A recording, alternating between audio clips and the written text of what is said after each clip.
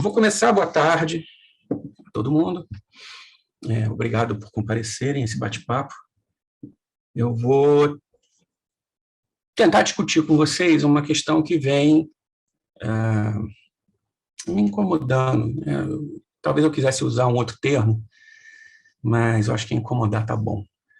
Que vem me incomodando há um certo tempo, que diz respeito a essa nossa discussão sobre design inclusivo. Por quê?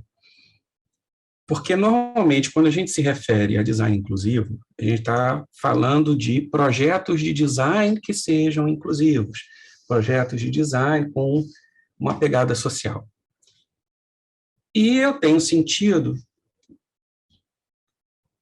que isso não é um privilégio da PUC só porque a PUC, pelo fato dela ser privada, tá? Isso é geral. A exceção hoje da UERJ, depois eu explico por quê, mas eu tenho sentido que falta também a gente pensar nessa inclusão internamente. Não é só incluir para fora, mas é também incluir para dentro. É tornar o design, ou o curso de design, mais acessível. Enfim, então, por conta disso, eu resolvi bater esse papo. Eu adoraria ouvir a opinião de vocês. Então, para mim, seria muito mais importante se funcionasse como um laboratório, não, mas muito mais vocês contribuírem para mim do que eu necessariamente contribuir para vocês. Eu queria muito que vocês debatessem comigo, se for possível. E, para isso, vocês podem me interromper a qualquer instante. Não usem o chat, falem mesmo, abre o microfone, não precisa abrir a câmera, mas abre o microfone e fala, pergunta. E não tem problema nenhum. Posso estar no meio da frase que eu paro e a gente discute, eu tento responder a pergunta, tá?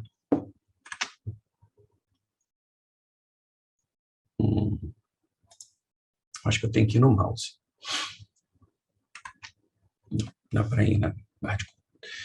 Bom, o subtítulo é a importância do ensino do design com software livre.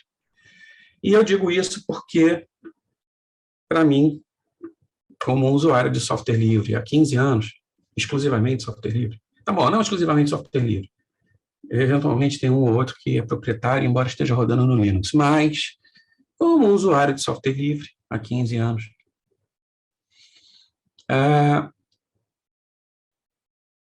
eu sinto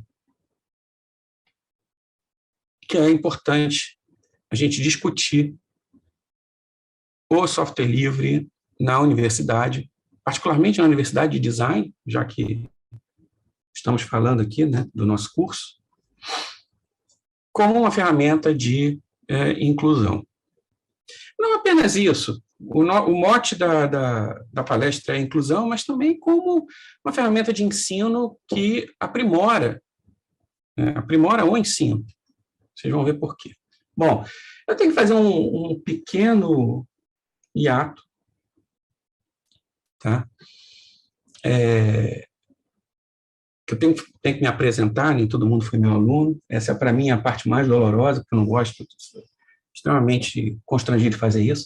Mas antes, uma coisa que eu me lembrei, que eu esqueci de falar, pelo título, vocês observam que tem tem 2 conceitos que eu estou lançando e que a gente vai ter que discutir antes de eu poder falar da inclusão. Primeiro é o conceito de software livre e depois o porquê de eu achar que o software livre leva à inclusão. Que aspecto é esse de inclusão a que eu me refiro? Bom, esse é meu nome. Ninguém me conhece com meu nome completo. Aí, só de propósito, no Zoom eu uso Alexandre Rezende. A PUC é o único lugar do mundo que me chama de Alexandre Cantinho. O resto todo mundo me chama de Rezende. Mas o motivo para isso é que, quando eu estava fazendo design, tinha um outro Alexandre Rezende na minha turma. Aí danou-se, né? Eu virei o Cantini e ele virou o D'Oliveira. Eu sou designer e sou advogado, tá? Eu tenho dupla formação. Primeiro eu fiz design, depois eu fiz direito. Eu exerço a advocacia, tá? Eu tenho OAB. Eu sou mestre em design também. Hoje eu faço doutorado em design, numa pesquisa que é multidisciplinar, né? Interdisciplinar, eu diria. Então, ela reúne direito, né? Porque eu estou falando de direito do autor, reúne design, porque eu estou falando dos programas que a gente usa, e, obviamente, reúne também informática, particularmente software livre.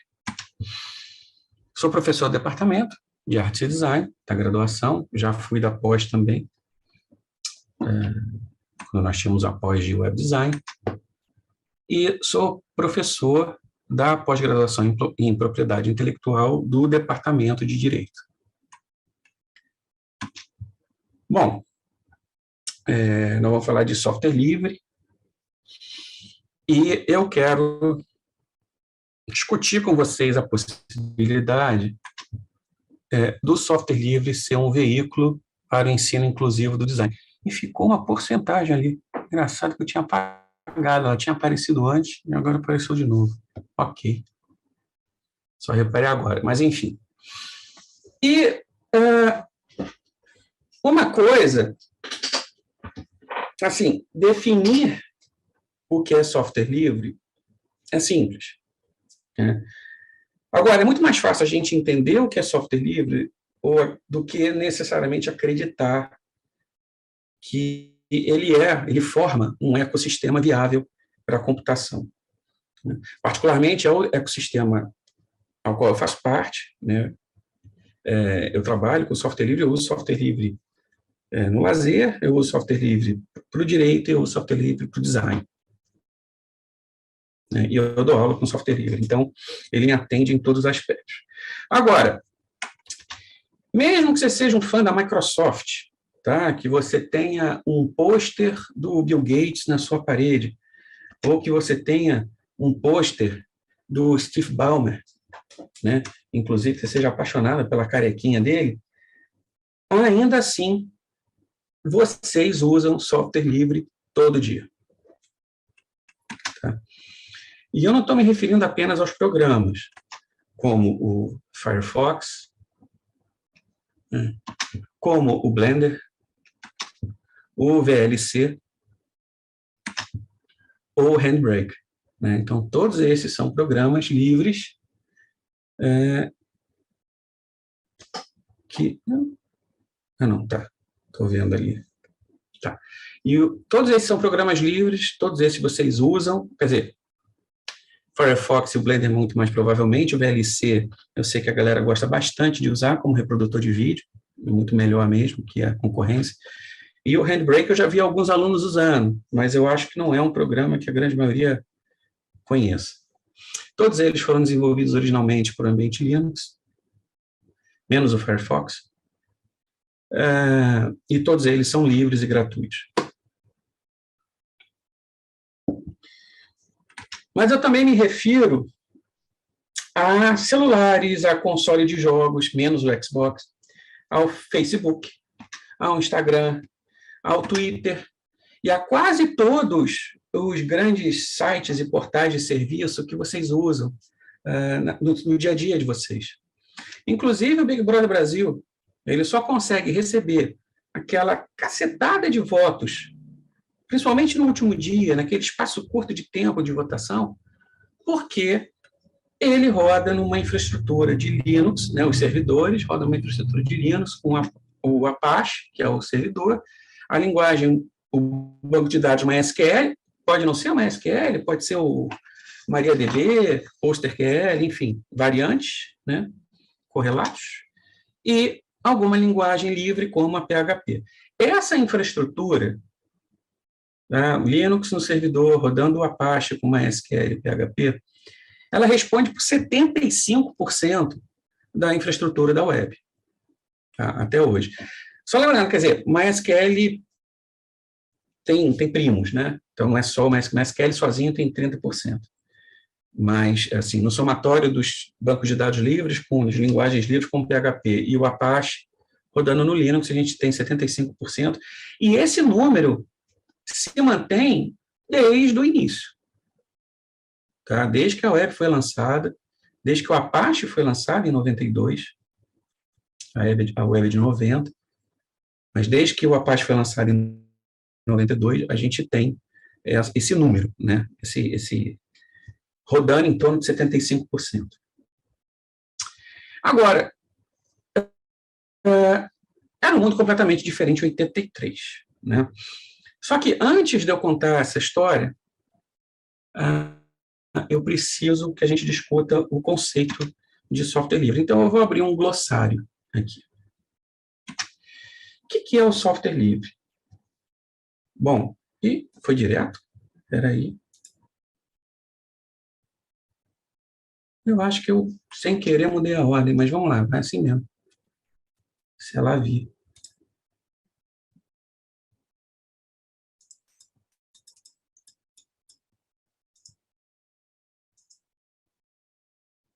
Esqueci de um detalhe, não tem como voltar.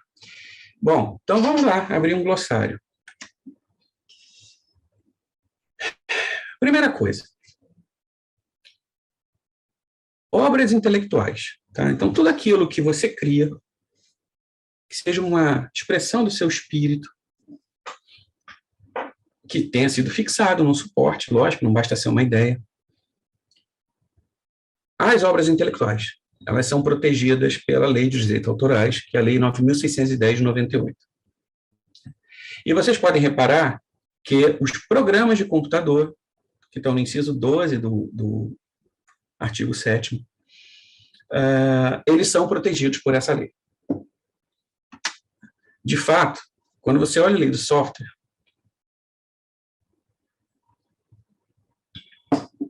pausa para um gole.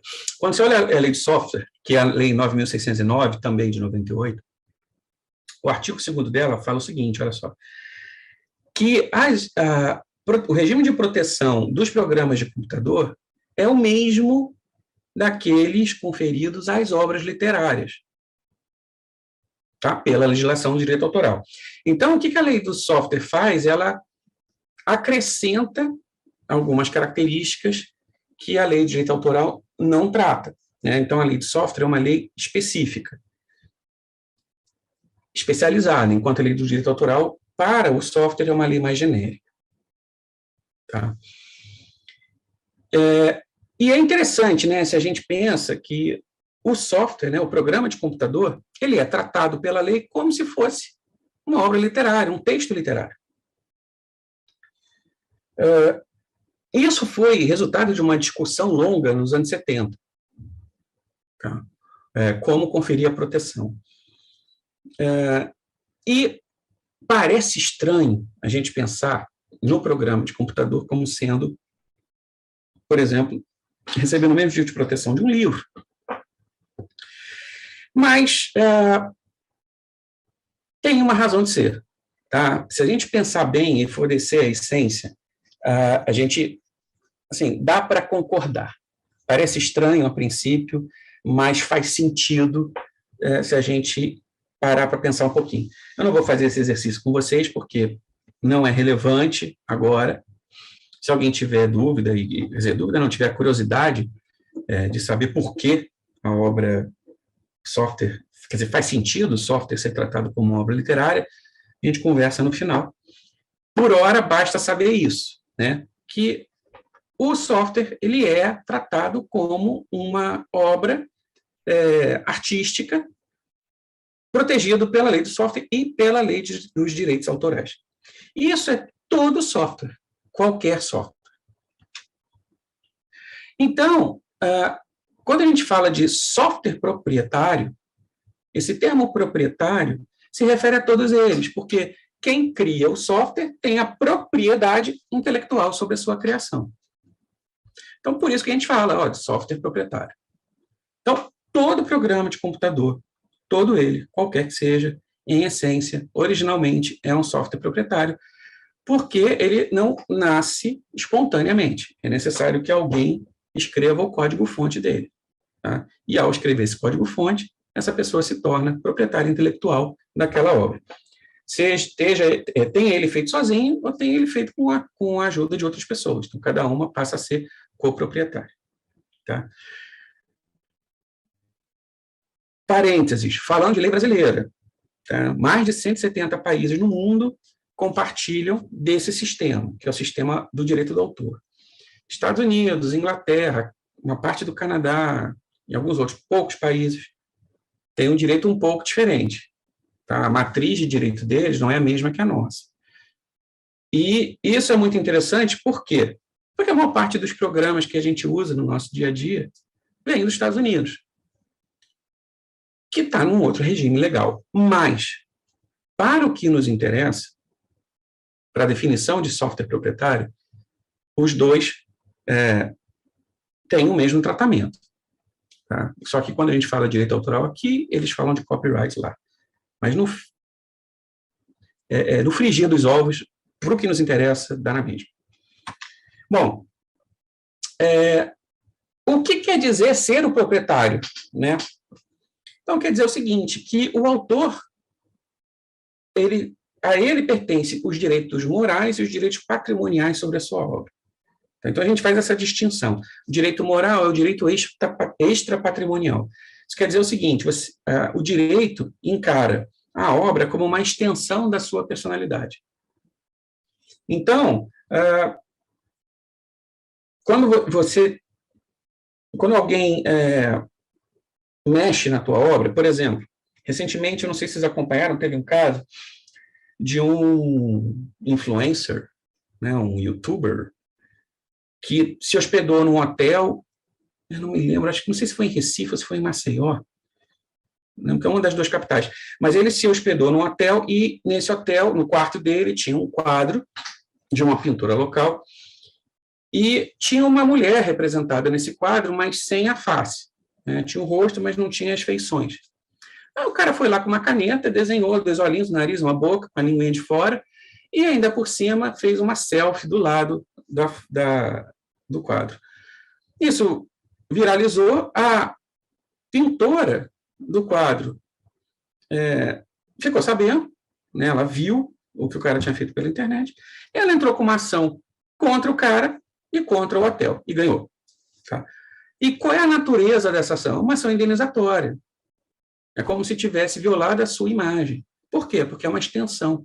Tá? Então, isso é o direito moral. O direito moral, ele garante que o seu nome sempre seja vinculado à sua obra, se você quiser. Você garante que a obra não seja alterada e uma série de outras coisas. Mas o que vai nos interessar aqui são os direitos patrimoniais. Tá? Bom, o que quer dizer isso? Então, cabe ao autor, do ponto de vista patrimonial, utilizar, fruir, dispor da obra literária, artística ou científica. E aí a gente inclui o software. Então, isso quer dizer o quê? Só o autor pode decidir o que fazer com a sua obra. E a disposição, ela pode ser, né, os direitos, quando ele fala aqui no artigo 49, que os direitos de autor poderão ser total ou parcialmente transferidos, está se referindo apenas ao direito patrimonial.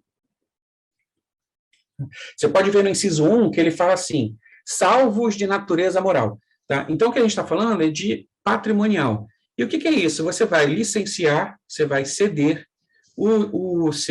a sua obra para uma outra pessoa. Então, imagina, por exemplo, Gabeira escreveu Que é esse companheiro, né, contando a experiência dele na guerrilha, né, quando ele participou do sequestro do embaixador americano. E, passado alguns anos, né, 2 décadas, o livro virou filme. Como é isso?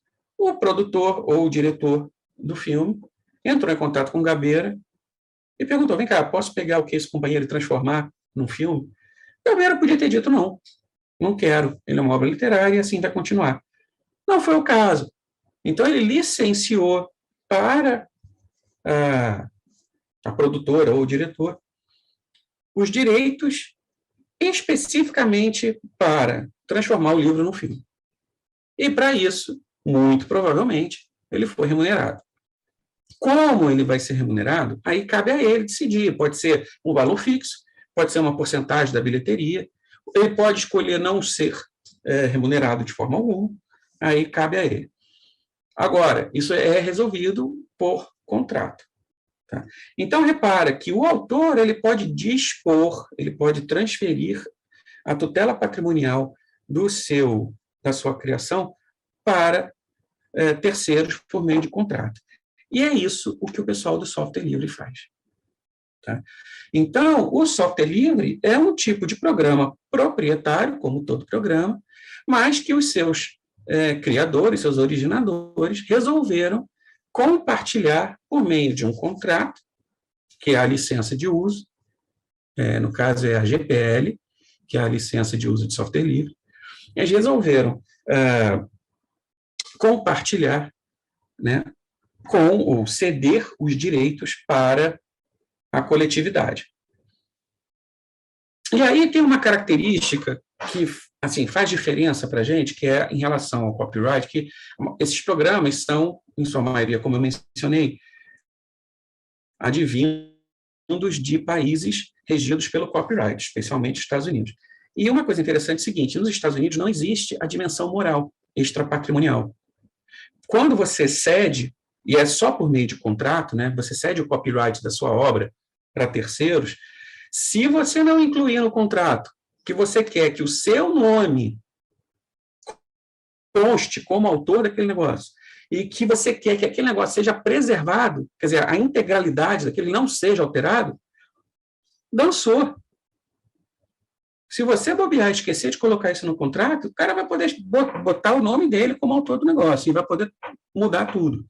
Tá? Então, não existe essa dimensão moral. Então, quando o desenvolvedor de software livre, sob o regime de copyright, ele transfere para a coletividade, ele está transferindo tudo.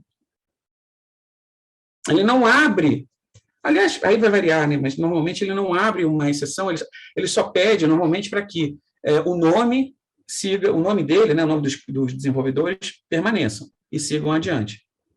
Né? Mesmo que esse programa seja alterado depois, tem que fazer referência aos originais. Bom, e como é que essa história começou? E aí nós voltamos para...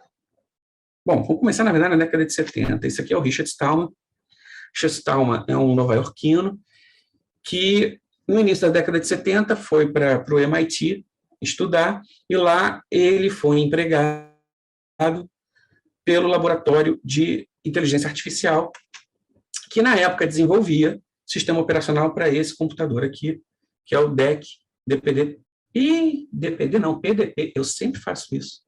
É PDP, tá, gente? Não é DPD, não. Impressionante, eu sempre troco. Mas, enfim, é o DEC PDP-10, depois eu conserto. Que era, na época, um computador muito bom.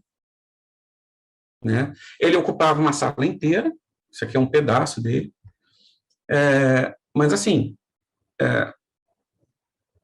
para o que existia na época, especialmente até 75, porque não existia microcomputador até 75, né?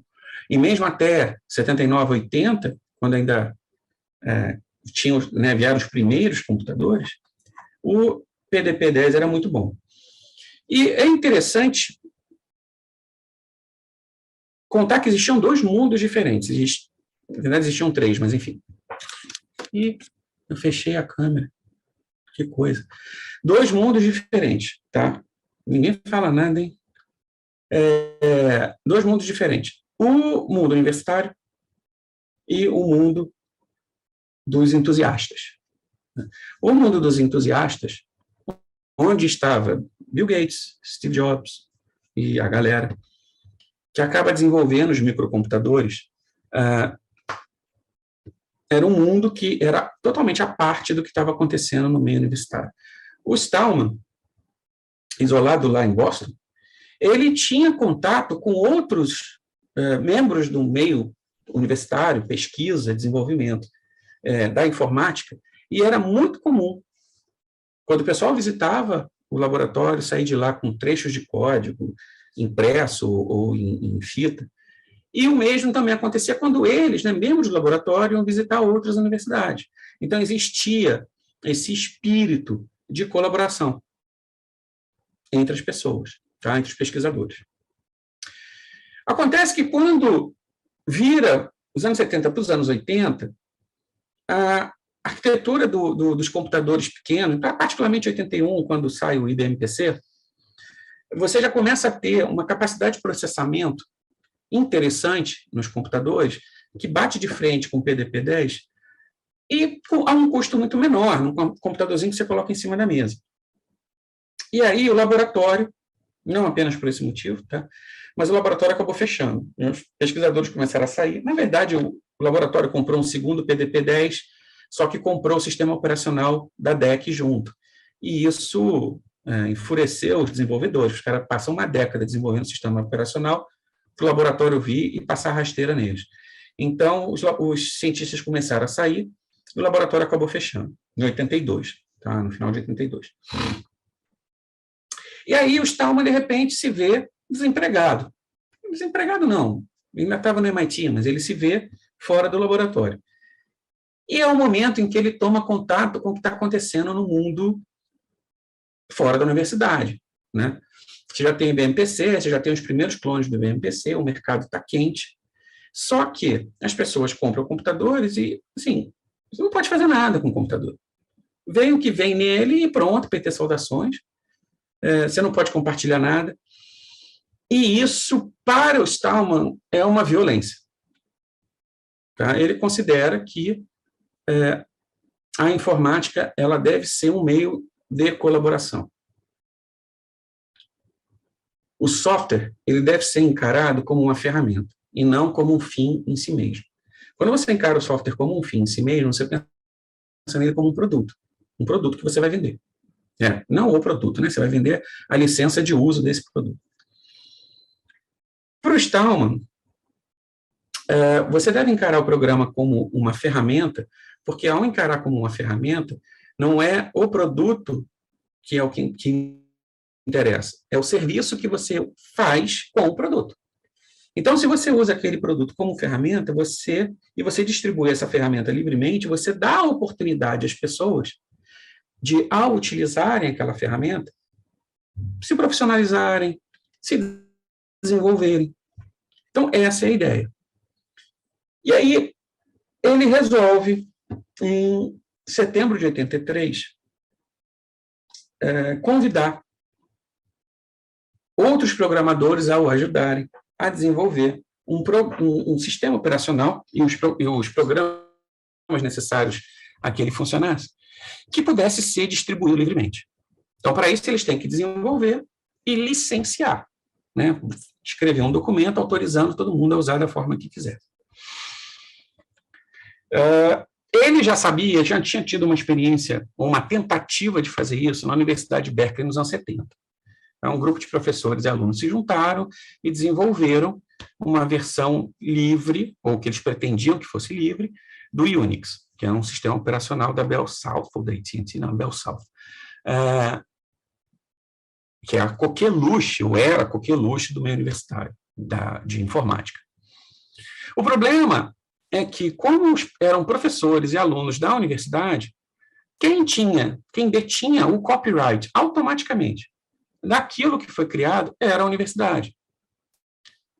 E a universidade não concordou em distribuir livremente aquele sistema, que foi chamado de BSD. E trancou o código. Se tornou um programa proprietário. Sabendo dessa história, o Stallman se demite do MIT. Para não ter laços, para ele não ter que ceder o copyright para a empresa, né? Tratando a universidade como empresa.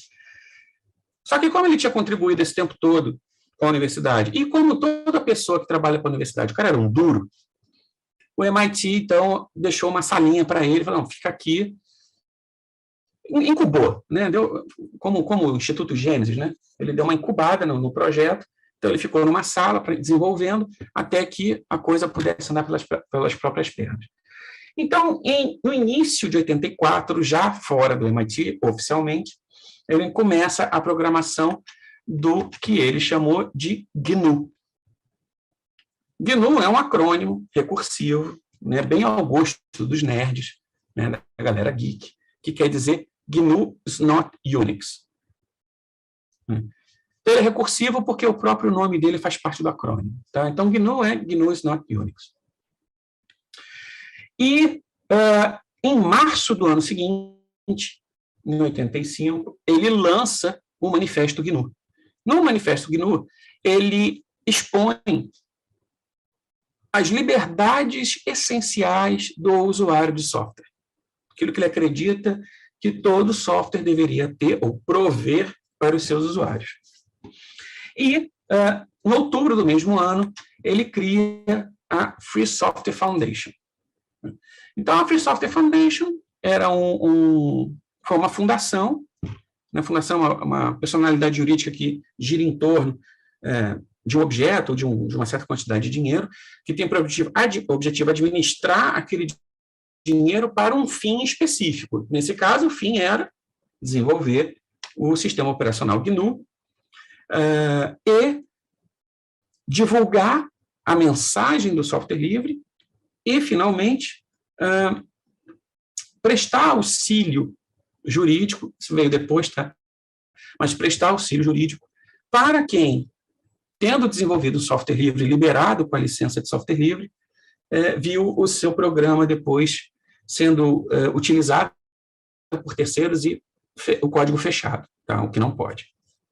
Bom, e quais são, então, aí o Stallman, hoje em dia, continua sendo um ativista do movimento software livre, vai em várias palestras, já assisti ele em palestras,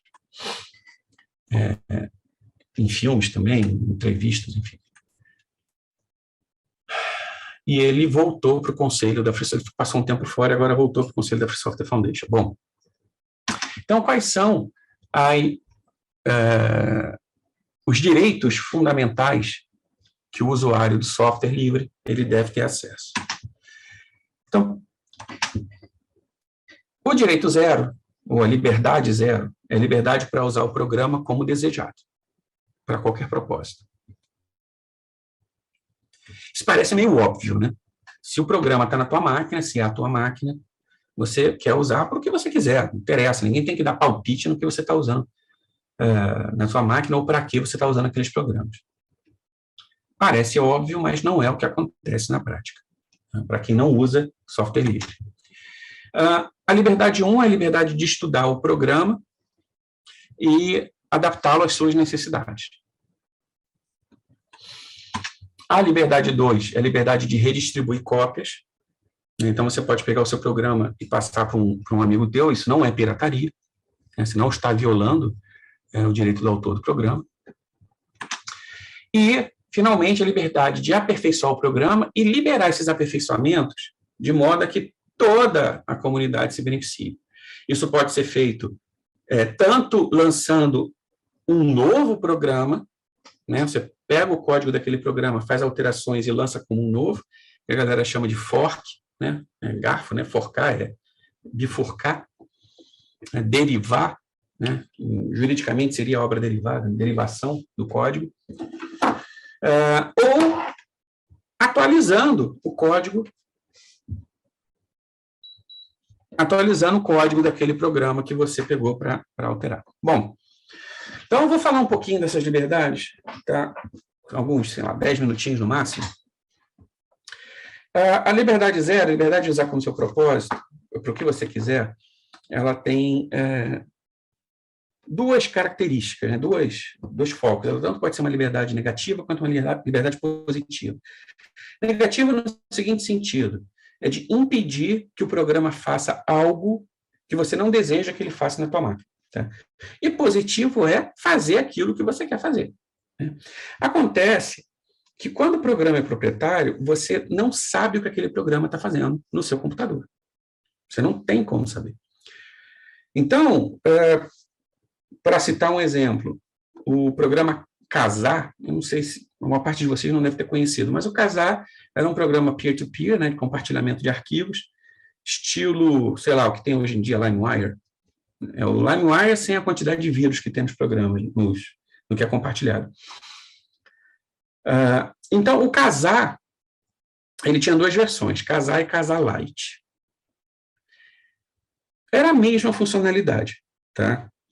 Só que o Kazaa Lite era uma versão não oficial. Foi um hacker europeu que descobriu o que o Kazaa estava fazendo, descobriu lendo, né, a licença de uso, que ninguém lê. Né, o EULA, End User License Agreement, né, que vem antes da... Você sempre tem que apertar o aceito antes de instalar o programa.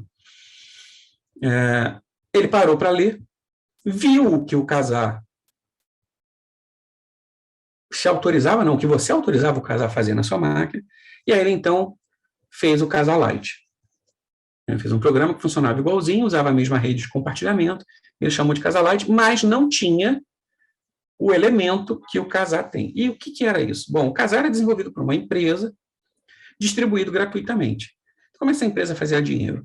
Na seguinte forma, o Kazaa utilizava a capacidade de processamento ociosa dos computadores das pessoas que tinham baixado o programa.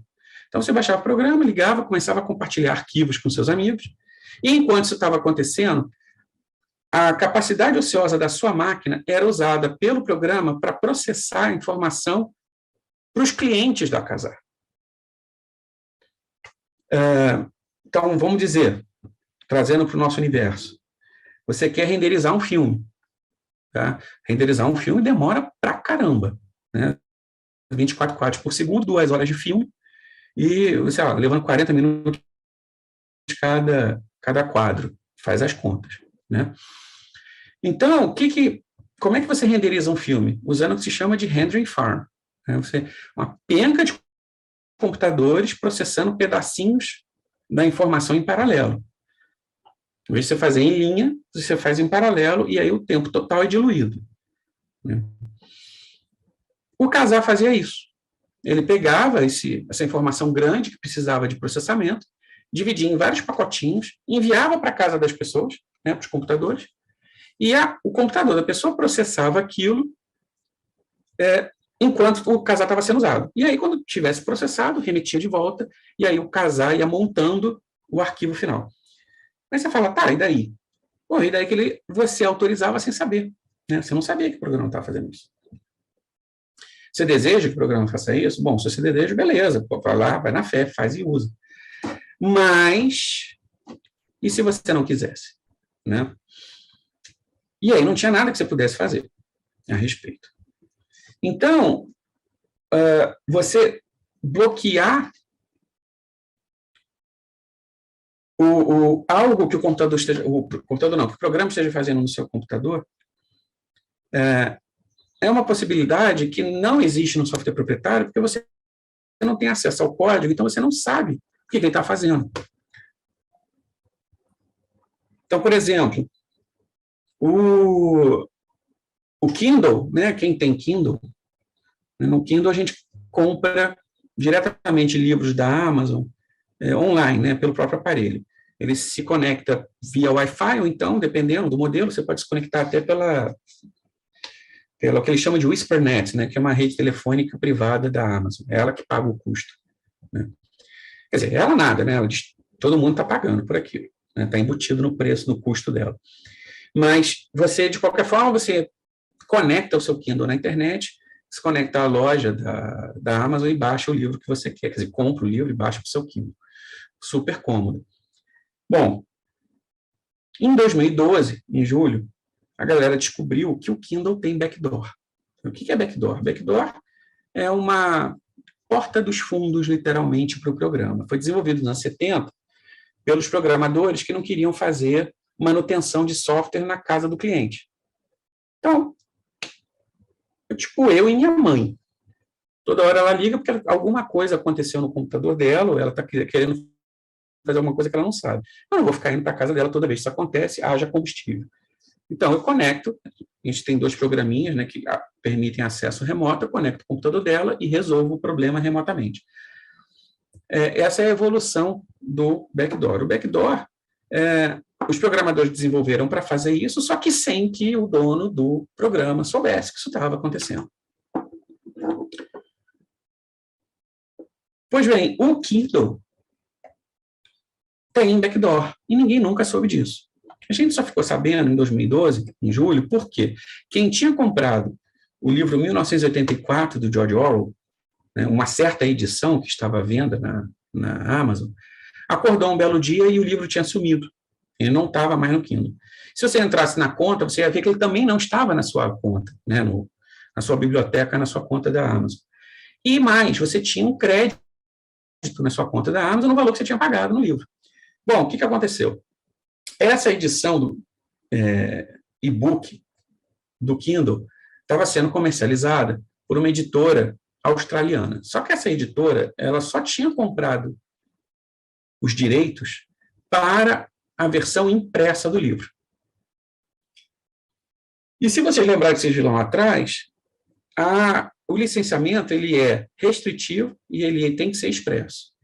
Então, se você licencia a sua obra para que ela seja comercializada, publicada em versão impressa, é só para a versão impressa que ela foi licenciada. Você não pode fazer história em quadrinho derivada da obra, você não pode fazer filme derivado da obra, você não pode fazer um e-book derivado do livro.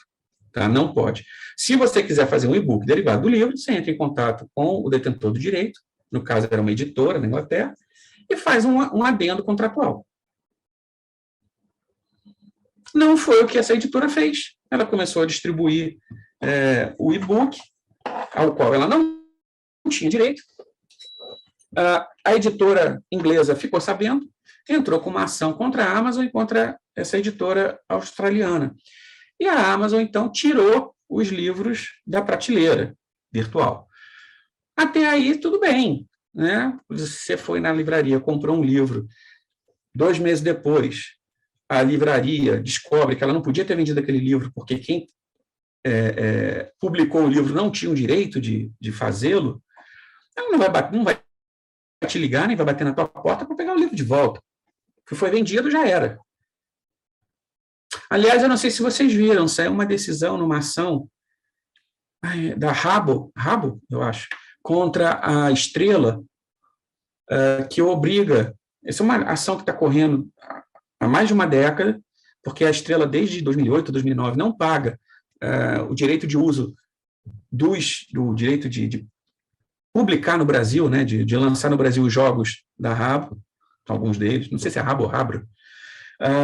Então, saiu a decisão de segundo grau, ontem ou anteontem, obrigando a Estrela a recolher todos esses jogos, por exemplo, o Jogo da Vida, é um deles, recolher esses jogos e mais, destruir o estoque.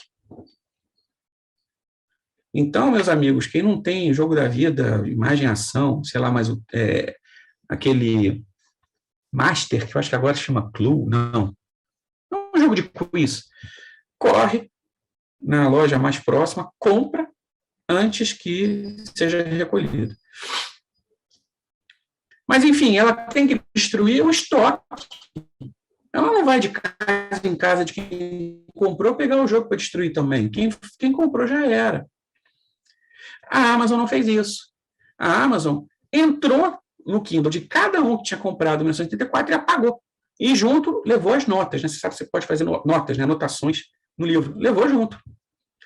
Porque é um completo absurdo. Né? Imagina que você, sei lá, você compra um sofá, um belo dia você chega em casa, o sofá sumiu. Na mesinha de canto, tem lá um cartãozinho verde com um vale-compras no valor do sofá. Aí você interfona para a portaria, porra, o que aconteceu? Aí o porteiro fala assim, sei não, doutor. Encostou um caminhão verde aí na porta, subiram 2 caras de macacão verde, entraram no seu apartamento e saíram para o teu sofá. Não tem nada com isso, não. Quer dizer, não existe isso. Então, por que a gente trata a informação digital de forma diferente? Pois foi o que aconteceu. E foi nesse momento que a gente descobriu que o Kindle tinha backdoor. Vários programas têm backdoor. O Windows tem backdoor.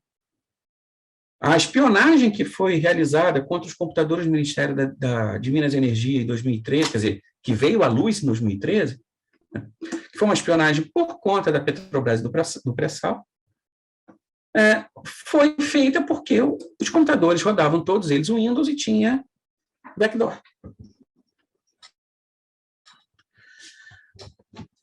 Interessante, né? Bom, agora, para você evitar que isso aconteça, então, assim, como você tem acesso ao código do programa, você pode estudar o código, constatar que tem um trecho malicioso, apagar esse trecho, e aí você tem duas opções.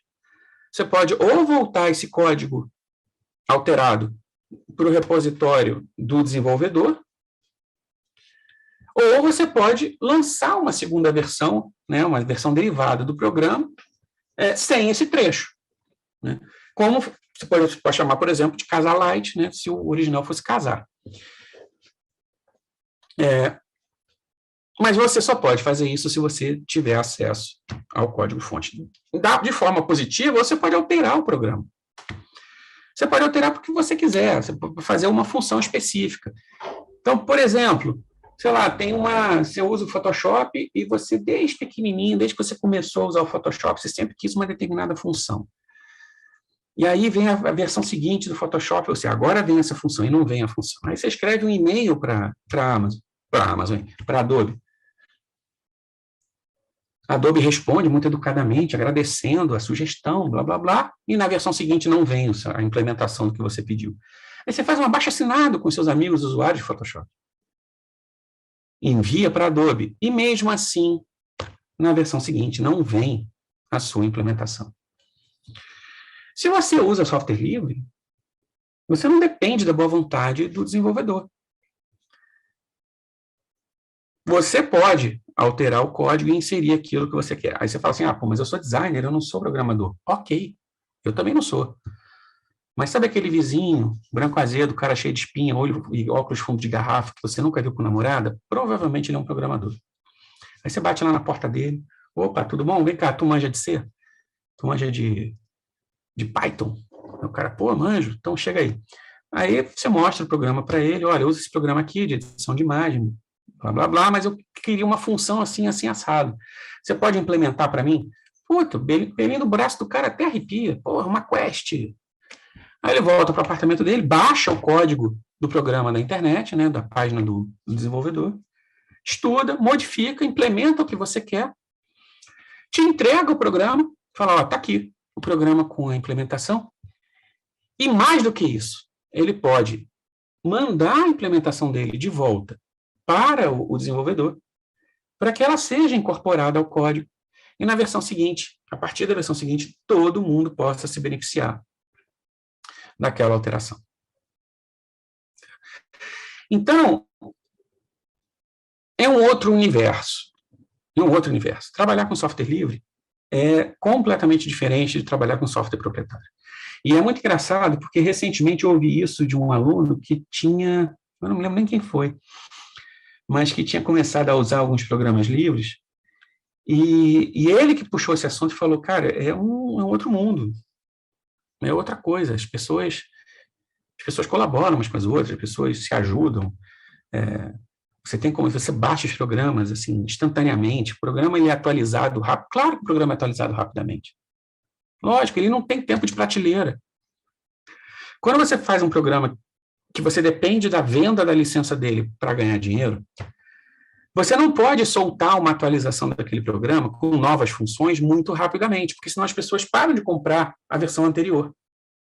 Então, você tem que deixar um tempo aquele programa no comércio para se ressarcir dos investimentos, né, no desenvolvimento dele e lucrar alguma coisa, e só então você lança a versão mais nova, de repente quando a curva começa a descender, né, começa a esfriar a venda, aí você lança a versão mais nova com novas funções para o pessoal ir lá e comprar. E aí você volta a ganhar dinheiro. Então, se você lança essa versão muito cedo, mesmo que ela já esteja pronta, tá? Se você lança muito cedo, você impede que isso aconteça. O programa livre não tem esse problema. Você está ganhando dinheiro com isso, você está desenvolvendo a ferramenta, você quer ter a melhor ferramenta.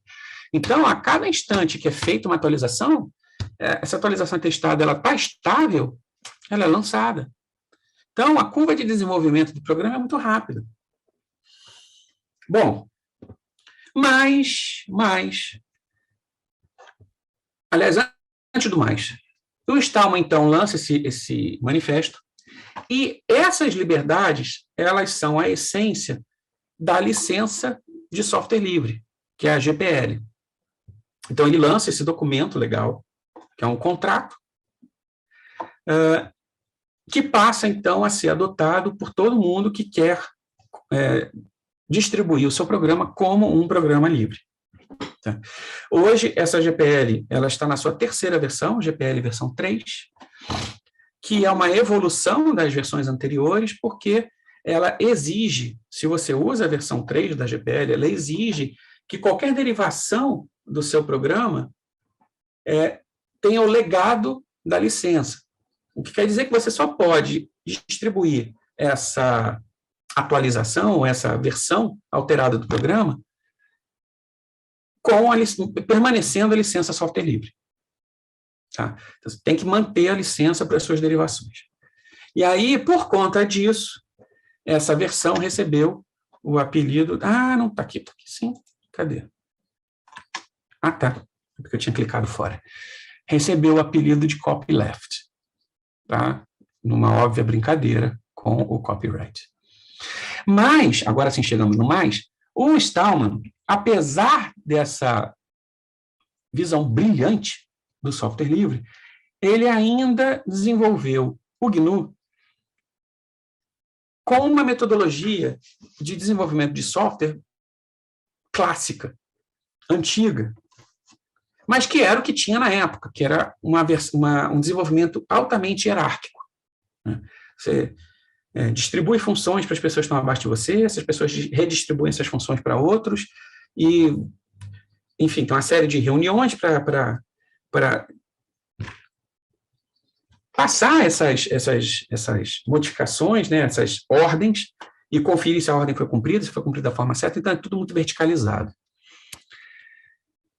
E o GNU foi desenvolvido de cima para baixo. Tá? O que é isso? Bom, você tem o computador, que é a máquina. A máquina tem uma série de componentes, tanto componentes de entrada, como teclado e mouse, como componente de saída, como a tela, e entre os componentes de entrada e saída tem lá o processador, as memórias, né? Então, quem orquestra como a informação trafega entre esses componentes todos é o motor do sistema, que é chamado de kernel. Por cima do kernel vem o sistema operacional, que é aquela interface gráfica com os programas que rodam basicamente no sistema, como o editor de texto, compilador, o programa de e-mail, navegador, um programa de acesso de navegação nos arquivos, né, na sua estrutura de diretórios. E acima do sistema operacional vem os programas que você instala no seu sistema, qualquer programa. Então, para que um sistema operacional funcione, ele precisa desse motor, para estabelecer o contato entre as instruções que ele está passando e a máquina. O GNU ele começou a ser desenvolvido pelo sistema operacional, ele não tinha um motor. Isso não quer dizer que ele não funcionasse, ele só pegava motores emprestados de outros sistemas e conseguia rodar. Bom, isso começou em 85, né? Em 1990, a gente vai para a Finlândia, e na Finlândia, um jovem estudante de informática está terminando a sua faculdade em Helsinki, e ele resolve fazer como programa, como TCC, né? Pegou a moda agora de chamar de TCC, a monografia, né, de final de curso. O projeto dele foi um kernelzinho pequenininho, que se chamava Minix, ele gostava muito, era um kernel proprietário, baseado no Unix, rodava a partir de um disquete, né? E ele resolveu fazer um outro kernelzinho baseado no Minix, quer dizer, com a mesma mecânica do Minix. Só que ele queria distribuir esse kernelzinho com a licença de software livre. E é interessante que ele manda uma mensagem para o grupo da faculdade, não era o WhatsApp, né? obviamente, mas ele manda uma mensagem falando assim, galera, eu vou desenvolver aqui um kernelzinho pequenininho, baseado no Minix. Não vai ser nada profissional como o GNU, tá? É só uma coisa básica, mas eu queria saber que funções vocês gostariam de ver implementadas. E aí ele, então, desenvolve, ele conclui o projeto a tempo de se formar, e uma vez que está formado, ele vai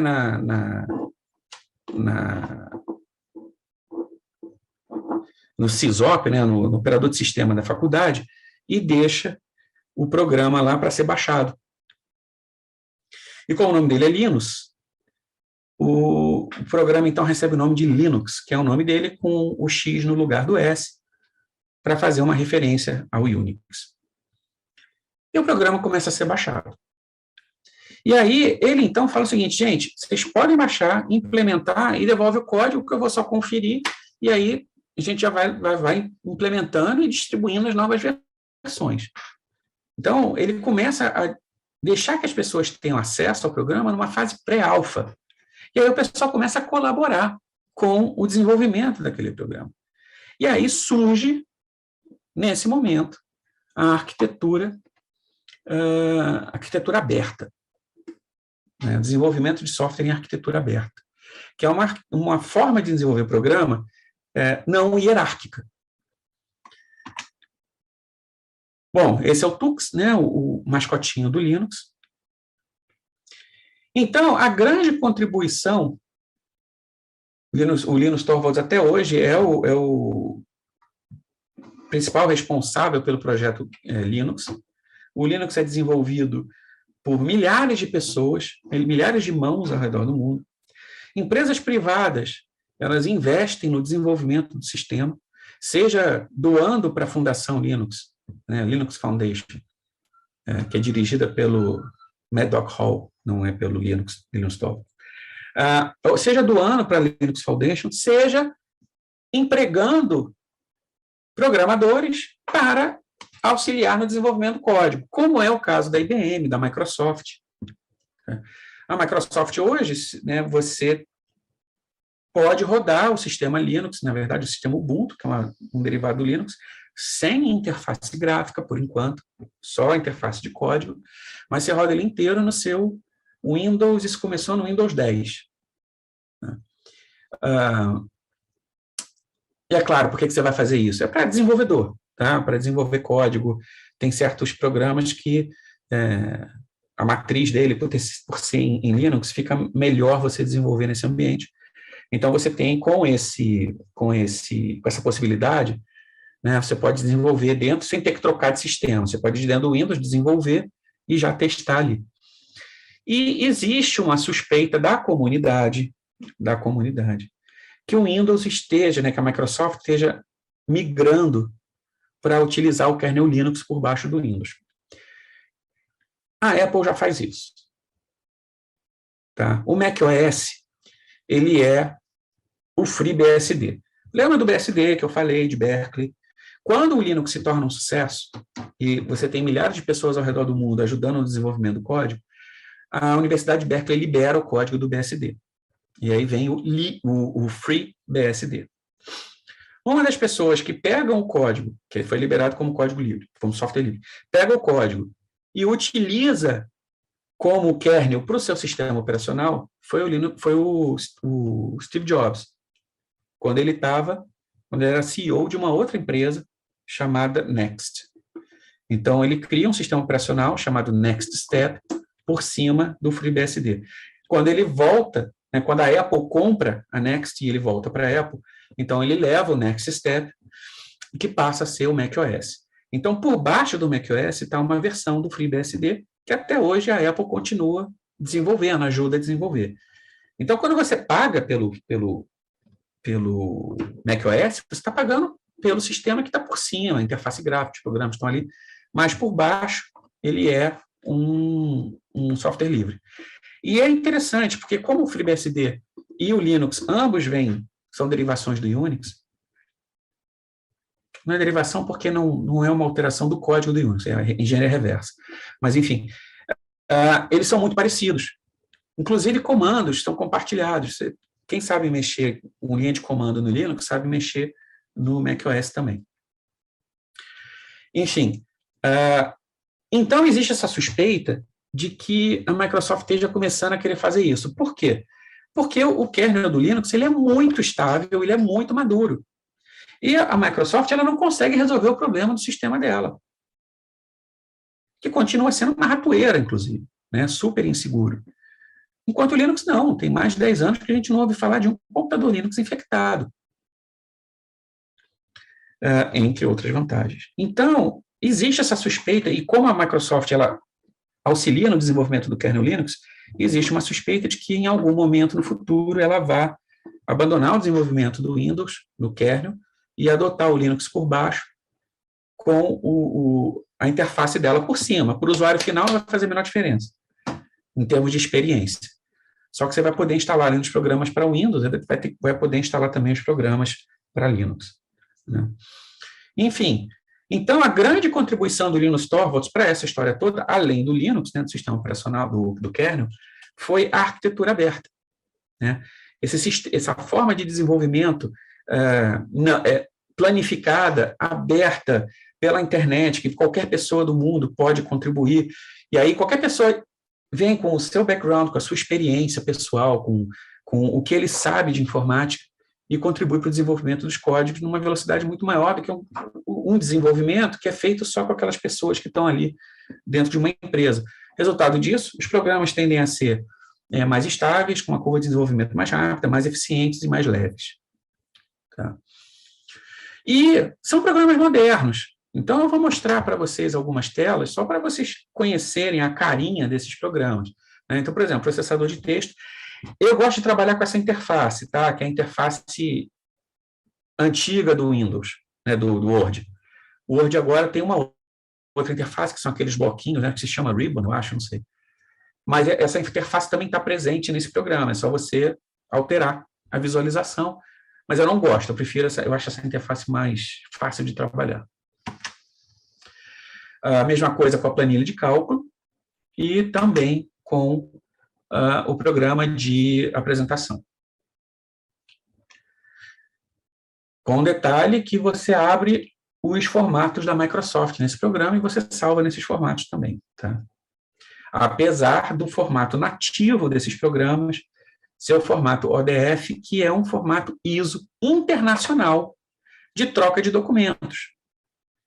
E ele é internacional por quê?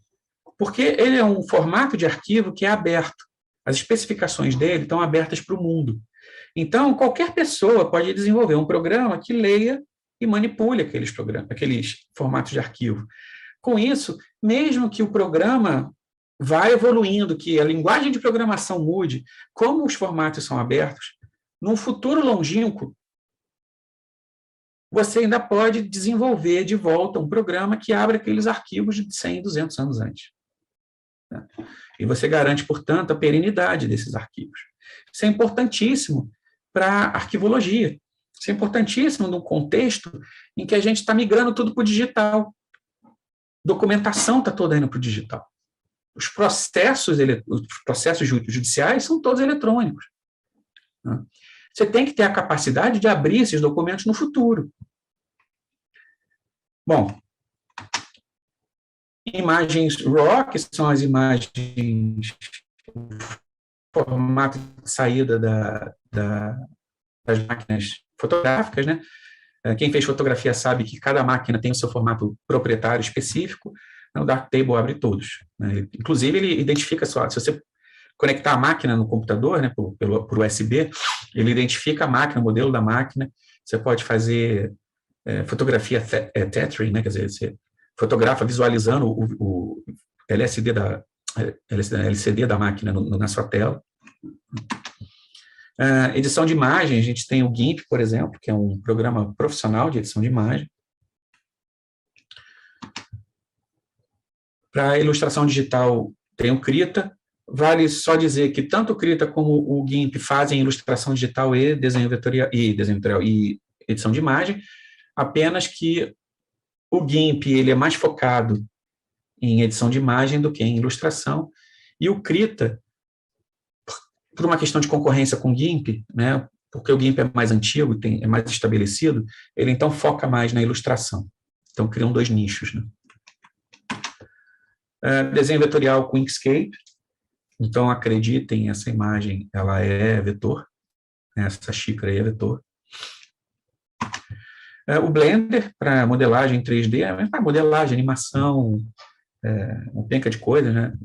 Modelagem, aqui você tem o hard surface, mas você pode fazer modelagem também orgânica, né? Por aí vai, texturização, renderização. Engine de jogos, você tem o Godot, que é uma engine software livre, né? Então você pode baixar o Godot gratuitamente e instalar na sua máquina.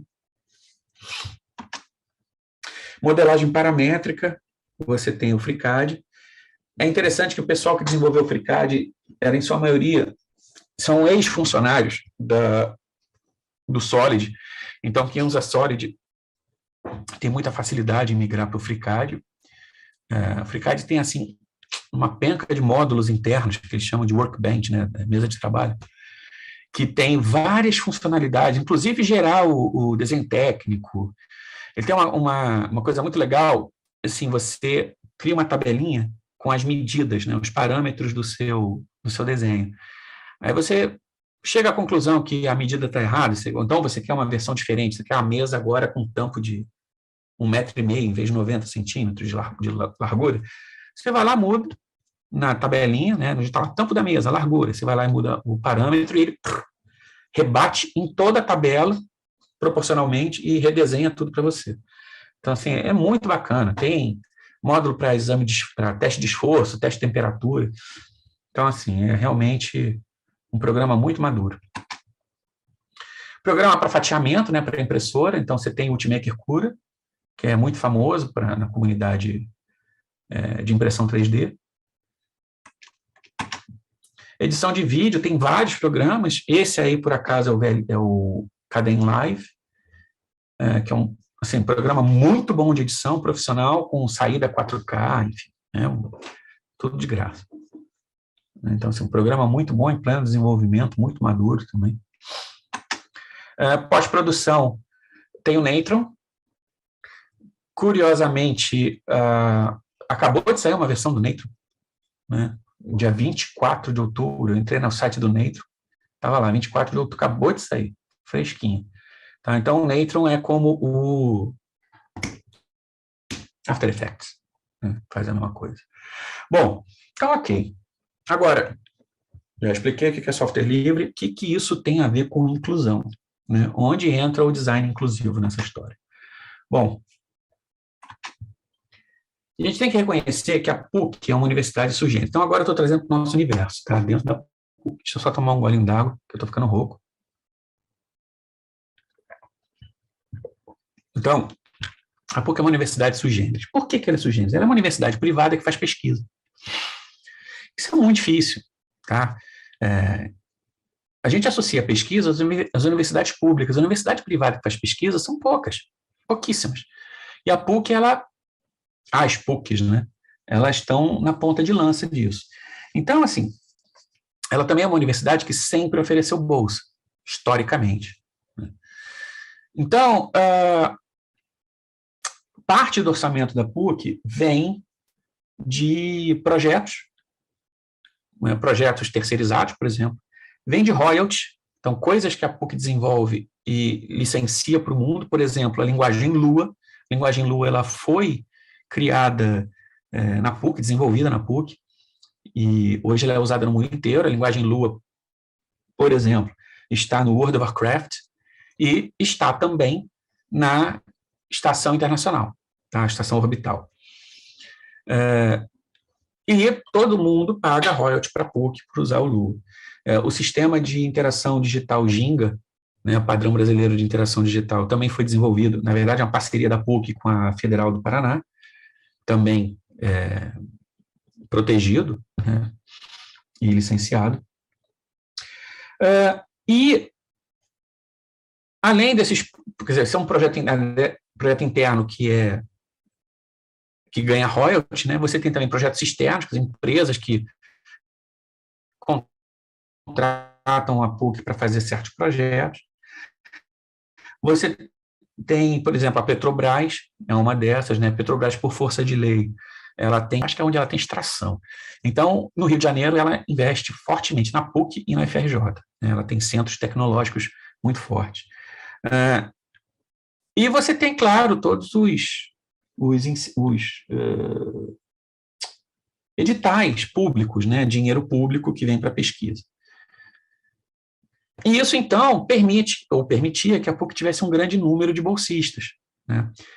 Mais da metade do orçamento da PUC não vinha de pagamento de mensalidade, vinha todas essas fontes de renda outras, né? Só que, a partir de 2015, a gente tem primeiro a Lava Jato, né, que destrói a indústria pesada no Brasil e destrói a Petrobras. A crise econômica que se segue, ainda por cima, ela é catapultada, né, ela é amplificada para promover o golpe, né?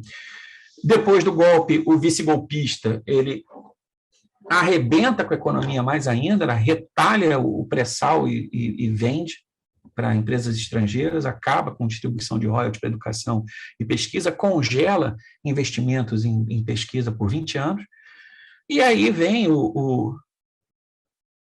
enfim, não quero falar um palavrão aqui, mas o atual poceiro lá do Palácio do Planalto, e solapa de vez a economia, e ele ainda tem um enfrentamento direto à pesquisa, né?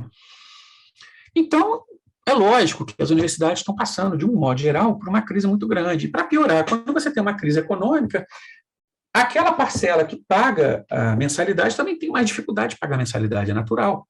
Então, a gente já está sofrendo uma crise muito forte desde 2015, né, de todas as frentes. E aí a capacidade de oferecer bolsas acaba caindo, né? Então, a gente tem uma redução muito forte da oferta de bolsas. E a bolsa de estudos, ela é importante, mas ela, assim, ela não é, assim, numa universidade privada, a bolsa de valores, a bolsa de estudos, ela é muito importante para permitir que o aluno consiga estudar na universidade, mas ela é uma face da maneira, ela é um pedaço do incentivo, né? A gente tem que ver, por exemplo, que o aluno, se ele não tiver condição de se dedicar nas horas vagas ao ensino, ele acaba tendo um ensino deficitário, né? Então, a gente teria que ter uma forma de garantir que esse aluno, além da bolsa, conseguisse se dedicar exclusivamente à universidade, né? É por isso que a universidade pública, por exemplo, tem bolsa, né? Parece, à primeira vista, pode soar estranho, né? Por que uma UFRJ tem bolsa? A UFRJ já é de graça. Bolsa de quê? Na verdade, é uma ajuda de custo para que o aluno possa se dedicar, ele não precise trabalhar para ganhar dinheiro, para pagar aluguel, para se alimentar, em tese, né? Então, aquela bolsa reduz essa necessidade do aluno de trabalhar e, portanto, abre tempo na agenda dele para ele se dedicar à faculdade. Além disso, a gente tem que pensar nos insumos. É muito legal, beleza, o cara não está pagando pela faculdade, mas só que ele tem que pagar pelo material, ele tem que, né, tanto material tangível, como no caso do design, papéis, lápis e pincéis e pilões e tintas e tábua de corte. Por favor, não passem estilete no tampo das mesas, né? Então, tábua de corte e estiletes e facas olfa e mais o diabo A4, que é um custo. E, no nosso caso, a gente ainda tem um custo intangível, que são as licenças de uso dos programas, que não são baratas. Se você pega uma licença da Adobe, se você pega uma licença da Autodesk, e você vai somando, fica uma conta enorme. E não é todo mundo que tem condição de pagar por esses insumos intangíveis. Então, o programa proprietário, esses programas em particular, eles são muito caros. E tem um grande problema. o estímulo ao uso desses programas acaba estimulando o cometimento de ilícito. Por que isso? Então, repara uma coisa. Você entra na faculdade e todos os professores usam e recomendam o mesmo programa. É impressionante, mas assim, às vezes eu escuto de uma forma absolutamente natural. Mas, professor, como é que eu faço isso aqui? Não, você abre o Illustrator e você pode fazer lá mesmo. Pô, peraí. Você abre o seu editor do programa vetorial, por que tem que falar marca, entendeu? Então, o que acontece é que os programas, as disciplinas destinadas a ensino de software, como é o caso de criação e tratamento de imagem tridimensional, enfim, e as demais disciplinas, só que aí são disciplinas que não são destinadas ao uso do software, mas o software é usado como uma ferramenta para dar exemplo, né? Então, existe, é claro, um esforço dos professores de mostrar os fundamentos do design e apenas exemplificar com o programa, né? Botar em prática aquele fundamento, e para isso ele precisa do programa para mostrar para a turma. Só que, quando, tanto numa categoria de turma, quanto numa outra de disciplina, quanto numa outra categoria de disciplina, são mostrados sempre os mesmos programas, muda o professor, mas o programa não muda, né? O software não muda, o que acaba passando para o aluno é a ideia de que a universidade sanciona aqueles programas. Que ele não vai ser um designer se ele não usar aqueles programas. E isso absolutamente não é verdade. Né? Por que a Adobe, e é claro que a Adobe é excelente, é claro que os programas da Adobe são muito bons. Eu jamais vou dizer que não são. Eles são muito bons. Se você tem dinheiro para pagar licença e quer usar Adobe, pô, fica à vontade.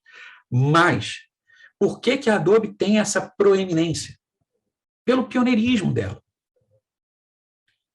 Quando o Macintosh foi lançado em 84, os primeiros programas de edição de imagem, programa que dava saída, não existia até então uma forma de você diagramar alguma coisa no computador e dar saída numa impressora. Só tinha impressora matricial. Tá? Então não tinha como fazer isso. Quando veio o Macintosh, veio uma impressora laser da Xerox, e um ex-funcionário da Xerox, um ex-pesquisador da Xerox, desenvolveu uma linguagem que permitia você transformar aquilo que você está vendo na tela numa saída para aquela impressora. Então você conseguia imprimir o que você estava vendo, né? Que é o WYSIWYG, né? What you see is what you get. E aí as pessoas começaram, o nicho do design começou a usar Macintosh, e depois os outros computadores da Apple começaram a implementar isso, né? Apple II, Apple III, enfim. Eles começaram a usar esses programas, esses computadores, porque você conseguia dar saída em fotolito, por exemplo. Então, dava para fazer arte final nesses computadores.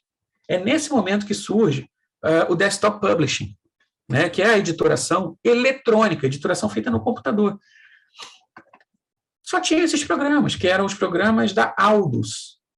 Só que aí a Aldus foi comprada por esse cara, né, com uma graninha da Apple. Ela comprou, esse cara comprou esses programas e rebatizou com o nome da empresa dele, que era Adobe. Aí virou Adobe, o Aldus Photostyler virou Adobe Photoshop, e usou o Aldus PageMaker, virou o Adobe PageMaker, e assim por diante.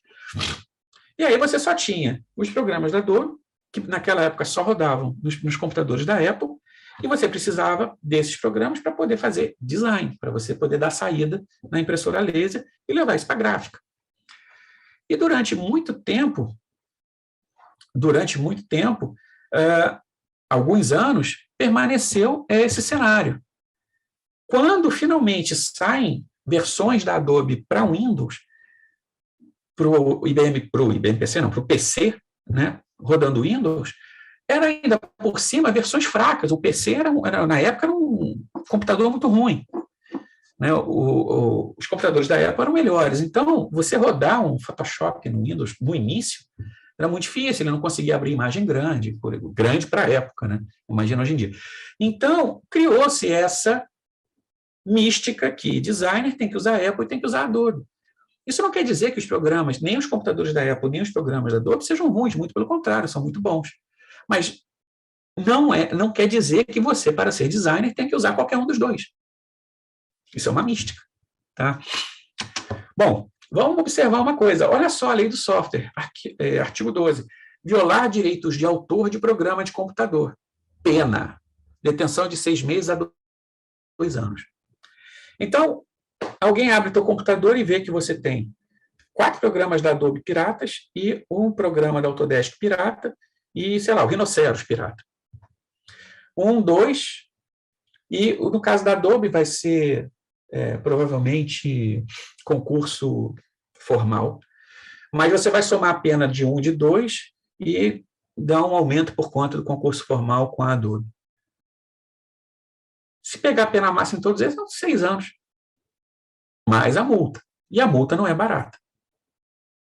Não sei se vocês sabem, mas a Cândido Mendes teve que vender o prédio dela, leiloar o prédio dela de Ipanema para pagar multa numa ação que a Microsoft moveu contra ela. Por quê? Porque estava usando Windows e Office pirata. Tinham computadores na Cândido Mendes que tinham esses programas piratas. A Microsoft entrou com uma ação, ganhou, e a multa era tão alta que ela teve que vender o prédio de Ipanema para poder pagar. Ela hoje aluga aquele prédio. Se a violação consiste em reprodução por qualquer meio de programa de computador, no todo ou em parte, para fins de comércio, sem autorização, a reclusão sobe para 1 ou 4 anos. Então, repara, por que eu quis mostrar esse artigo primeiro? Que não é o caso de vocês não estão vendendo programa, espero eu. Mas porque esse artigo, esse parágrafo primeiro mostra que o artigo 12, o caput, que é aquela primeira linha ao lado do artigo 12, se refere a situações outras que o comércio. Então, o simples fato de você ter um computador pirata no teu computador, ter um programa pirata no teu computador, você está violando direitos descritos no caput, no artigo 12, e cabe pena de 6 meses a 2 anos ou multa. E parágrafo 2º, na mesma pena, né, 1 a 4 anos de multa, incorre quem vende, expõe à venda, introduz no país, adquire, oculta ou tem em depósito, para fins de comércio, original ou cópia do programa. É a galera ali da Uruguaiana vendendo cópia de programa. Tá? Então, repara que é crime. É crime, da cadeia. Não é uma coisa leve. Ah, mas ninguém nunca foi pego. Então, vamos lá. Primeira coisa. Você não comete crime porque você tem medo de ser pego, ou você não comete crime porque é errado cometer crime? Né? Então, é uma questão moral ou é uma questão legal? Né? Por que o pardal na rua ele é sinalizado no chão? Porque a pessoa saber que tem um pardal diminui a velocidade porque não quer ser multado. Né? Então, há um problema aí moral de formação do ser humano que é complicado. Então, o programa pirata, você não deveria piratear programa, não apenas porque você tem medo de ser pego, ou, de outra forma, eu vou piratear porque nenhum amigo meu jamais foi pego. Não, você não vai piratear porque é ilegal piratear, não é uma coisa bacana. O cara que fez o programa, ele não te autoriza a fazer isso. E ele tem o direito de dizer se autoriza ou não. Foi ele que fez o programa. Né? E aí vem uma outra. A Adobe sabe que você tem software pirata no seu computador? Sabe. Por quê? Porque é um software proprietário que tem código malicioso que rastreia o seu IP. Ela sabe direitinho o que você tem instalado na sua máquina. E ela só não.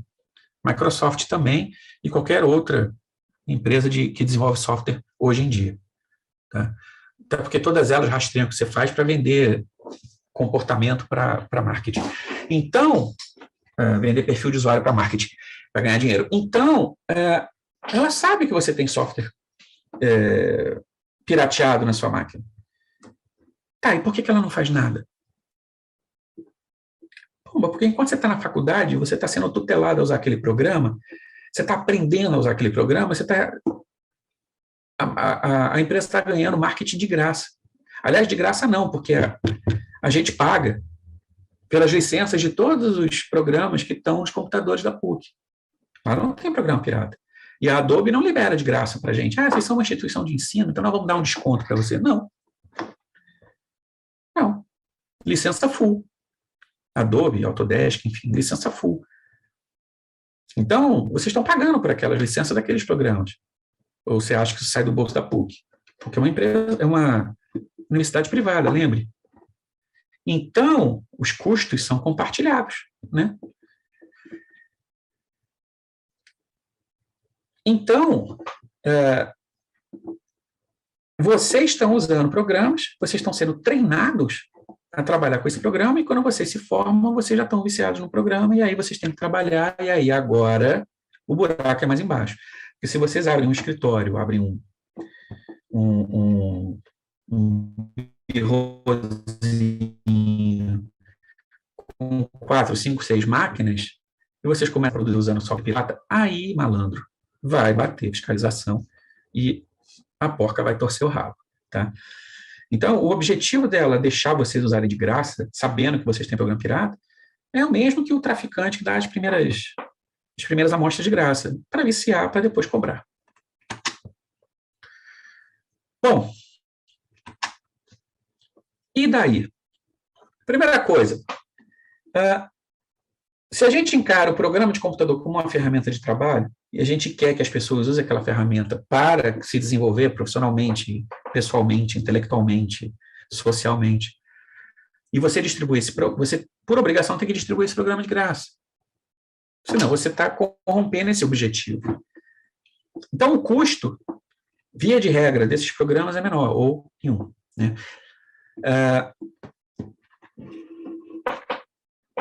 Agora, isso tanto serve, né, ele ser encarado como uma ferramenta, isso tanto serve para o usuário final quanto para o desenvolvedor, né? Então, o desenvolvedor ele também, ao encarar essa ferramenta de trabalho, ele quer desenvolver essa ferramenta para que mais gente, eles próprios, inclusive, tenham uma ferramenta melhor. E tem uma outra coisa, né, que é o seguinte: os desenvolvedores de programas livres, como eles querem que as pessoas usem seus programas, é importante que esses programas consigam conversar com os programas proprietários. Então, eu mencionei mais cedo que o LibreOffice ele abre e salva nos formatos da Microsoft. Os programas de edição de imagem, por exemplo, né, o GIMP e o Krita, eles também abrem e salvam os formatos do Photoshop. Então, você pode abrir o PSD, trabalhar, e você pode salvar em PSD também. E assim como a parte dos programas. Isso é importante para garantir a interoperabilidade, né? Senão, você vai trabalhar em grupo e você não vai poder participar da elaboração de determinado arquivo porque você não compartilha do programa que os outros estão usando. E aí você está alijado. Pô, mas eu não tenho dinheiro para esse programa, então eu não vou poder fazer trabalho em grupo? Eu não tenho dinheiro para usar esse programa, não vou poder fazer faculdade, então? Eu tenho que fazer, para fazer faculdade, eu tenho que ter acesso a esses programas? Senão, eu não posso? Então, não precisa, você pode usar outro programa. E tem que se destacar o seguinte, tá? A maior parte dos aprimoramentos desses programas, hoje em dia, né, já há algum tempo, são aprimoramentos cosméticos. A grande maioria, grande maioria. Se você for reparar, quando você estiver usando o programa, ou outras pessoas que estão usando o programa, 95% das funções não são usadas. No dia a dia, você vai trabalhar com aquele mesmo conjunto de ferramentas. Esse grosso de ferramentas, todos os programas têm, proprietários e livres. Cada programa de nicho compartilha dessas ferramentas. E, claro, cada um deles tem as suas ferramentas próprias que os outros não têm, né? Mas, de modo geral, tudo que você faz em um, você consegue fazer em outro, tá? Então, não tem muito problema. Tem que levar isso em conta também que é o seguinte, free, quando a gente fala que é software livre, né, em inglês faz sentido, em português não faz, né? É free as in free software, não not as in free beer. Tá? O que quer dizer isso? O programa livre ele não necessariamente tem que ser gratuito, que é o free beer. Ele não precisa ser uma free beer, né, uma cerveja de graça. O que é livre é o código, é o software. Se o software é livre, a gente tem acesso ao código, a gente pode modificar o código. Tá? Deixa eu ver o que vem aqui. Então, isso, primeiro, permite um ecossistema em que forma-se uma comunidade colaborativa, como eu já tinha mencionado. Segundo,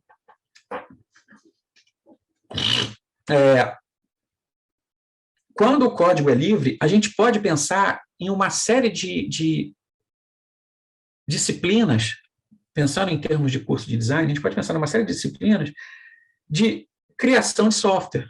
Então, por exemplo, a gente tem aulas de UX, de desenvolvimento de interface, que a gente fica no simulador, né, naqueles programas tipo Figma, tem o da Adobe XD, talvez, eu não lembro. Enfim. Só que aqui, como software livre, a gente pode efetivamente redesenhar a interface, os ícones, reorganizar os menus de uma forma mais lógica, o que a gente considera mais lógica, testar. A gente pode ter contato direto com os desenvolvedores. Falar com os caras, falar, olha, a interface topa trabalhar com a gente? E aí, a gente tem reuniões remotas, G1, o cara participa, o cara pode dar consultoria e dizer, olha, isso aí não dá para fazer porque tem que mudar o código de determinada forma, não é viável, coisa e tal. Isso aí pode... E você pode ver a coisa implementada no final, você está em contato com os caras. Tá? Programas livres, apesar de eles não serem gratuitos, em sua maioria são. Então, além da gente ter acesso ao código e poder pensar em disciplinas em conjunto com o pessoal da engenharia para desenvolvimento de software, engenharia de software, né? Ou entrar em contato com os desenvolvedores, ao ser gratuito, ele convida as pessoas a utilizarem. Então, você não tem mais essa pressão de ter que usar determinado programa. Agora, para que isso aconteça, é preciso que a gente mostre mais de um programa em sala de aula. É preciso que, quando a gente diga, olha, isso aqui é um fundamento, agora nós vamos testar esse fundamento com o auxílio de um programa para botar em prática, fazendo aquilo para dizer só, fazer aquele arquivo que você está fazendo com as definições específicas necessárias para a destinação dele. Eu tenho um amigo, que depois eu sugiro até que vocês procurem, eu não tive tempo de incluir umas imagens dele aqui. Na verdade, eu tinha assim, eu esqueci completamente, tá? Estou lembrando agora. Que é o Elias Silveira, que é um ilustrador. Se vocês botarem Elias Silveira ilustração, vocês vão ver vários trabalhos dele. Ninguém pergunta qual é o programa que ele está usando. Ninguém pergunta, nem quer saber do desenho pronto. Aliás, nem do desenho pronto, porque o desenho, por exemplo, de uma capa de revista que ele faça, é um processo, não é só ele que faz sozinho, ele tem o pessoal da direção de arte, né, o pessoal da revista, e eles ficam trocando bola. Então, esse arquivo que ele está desenvolvendo, ele vai e volta várias vezes. E ele tem que abrir no computador da pessoa que está recebendo. E ele só trabalha, o Elias só trabalha com software livre. Tá? Então, é sempre uma criação colaborativa. Agora, deem uma olhada no que é o trabalho do Elias. Elias Silveira. Vou botar aqui o nome dele no chat, caso vocês...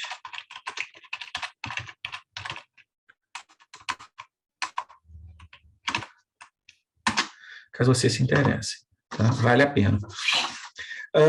Então, se a gente não muda essa cultura, se a gente não passa a apresentar duas ferramentas, por exemplo, a gente nunca vai mudar nada. Porque são sempre as gerações anteriores que estão ensinando as próximas gerações. E se essas gerações anteriores não promovem essa mudança, a nova geração, quando virar uma geração anterior ensinando as próximas, ela também vai estar usando sempre a mesma ferramenta. E nada nunca muda. Então, para mudar uma cultura, para atrair mais gente para o design, para abrir as portas do design para uma galera que, mesmo com bolsa, não teria condição de fazer a universidade porque não teria dinheiro para pagar pelas licenças de programa, para pagar pelo material. Se a gente apresenta esses programas como sendo programas par e par, par e par. Não precisa fazer como a UERJ fez, que trocou, a ESD, né? Que mudou toda a infraestrutura de software dela para o software livre. Né? Quiserem saber sobre essa história, dê uma olhada no meu site. Não precisa fazer isso, mas seria interessante apresentar sempre os dois programas lado a lado. Né? Oferecer, sempre dizer, olha, dá para usar os dois, a gente chega ao mesmo resultado. E aí, quem sabe, a gente começa a conseguir mudar uma cultura, a gente não ter que ser obrigado ou se sentir obrigado a usar um determinado tipo de programa. Mostrar para as pessoas que você pode usar qualquer um deles, porque o que interessa é o resultado. Tá? Bom, este era o recado que eu queria dar. Eu gostaria muito de ouvir de quem, porventura, tenha ficado até agora. O que vocês acharam? Se vocês têm algum questionamento. Tem mais alguma coisa? É o que eu escrevi no chat, peraí.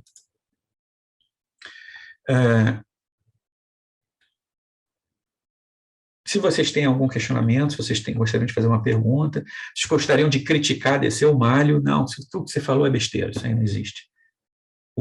Podem falar à vontade. Tá?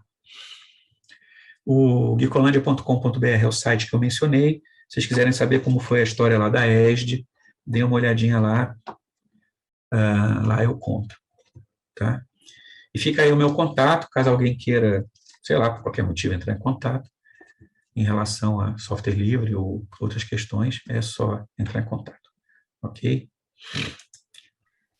Obrigada, professor. Excelente discussão. Foi muito bom.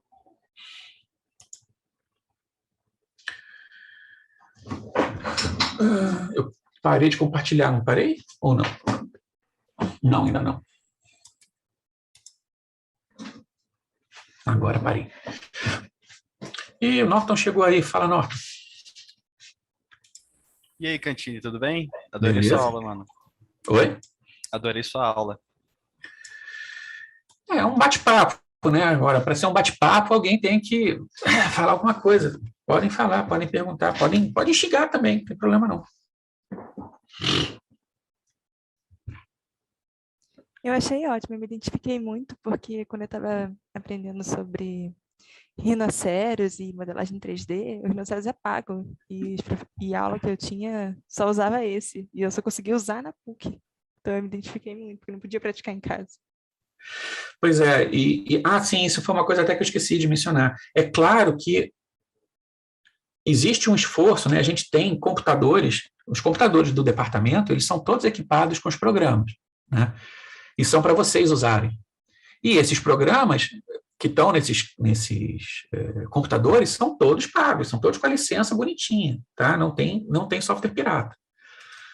Agora, por mais que a gente tenha e reconheça a existência desses programas, desses computadores que estão à disposição de vocês, a demanda por computador é muito maior do que a oferta. Isso é inegável.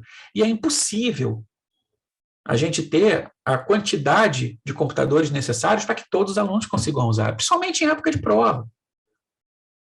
Né? Me lembro quando eu fazia direito, que em época de G1 e G2, a gente não conseguia achar mesa na biblioteca. O nego sentava no chão para estudar, que lá é silencioso, né? Porque não tinha mesa. Por quê? Porque o espaço físico não comporta mesa suficiente, não tem mesa para todo mundo. Mesma coisa, no caso do design, a gente não tem computador para todo mundo. Não tem, porque realmente é muito caro, e dois, porque a gente não tem espaço físico nem para colocar os computadores. Se a gente fosse querer colocar um computador por aluno, ou sei lá, o que seria razoável, 50%, 40%?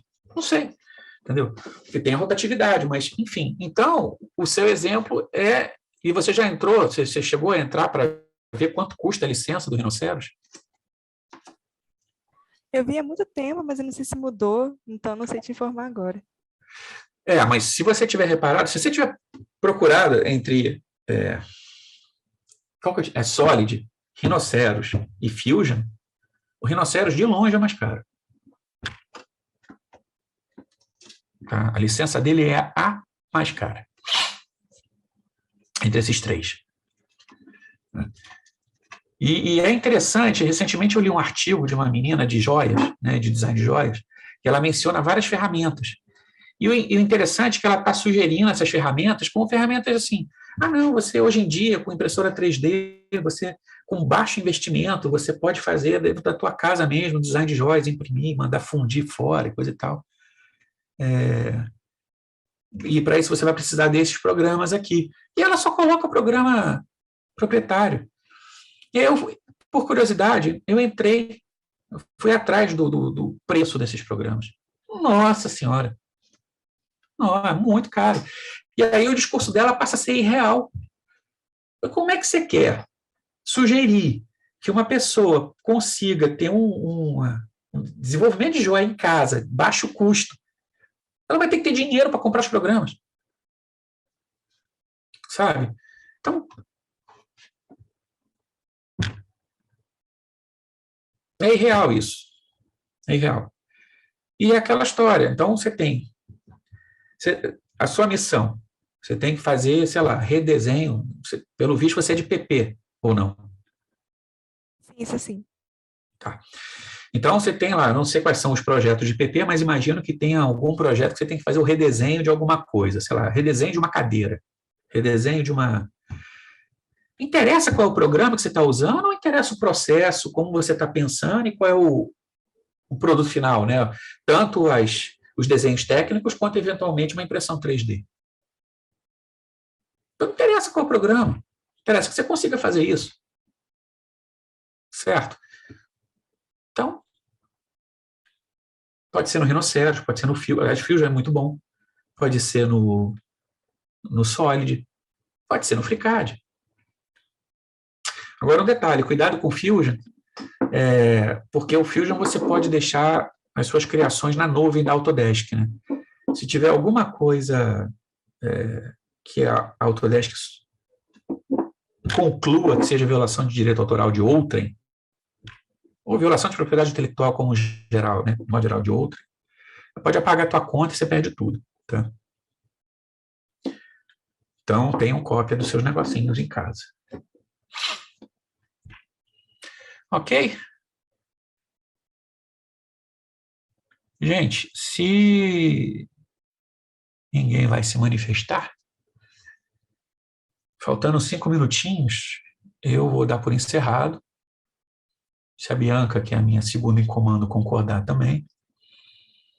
Então, eu vou dar por encerrado, agradecendo a presença de todos, esperando ter, de alguma forma, contribuído para uma discussão ou para uma reflexão, né, sobre um certo aspecto do design, e me colocando à disposição, caso alguém queira entrar em contato.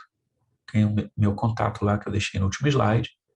Tem também o meu site, que vocês podem consultar algumas coisinhas sobre Linux. Tá? Você pode jogar o link do site aí no chat, por favor?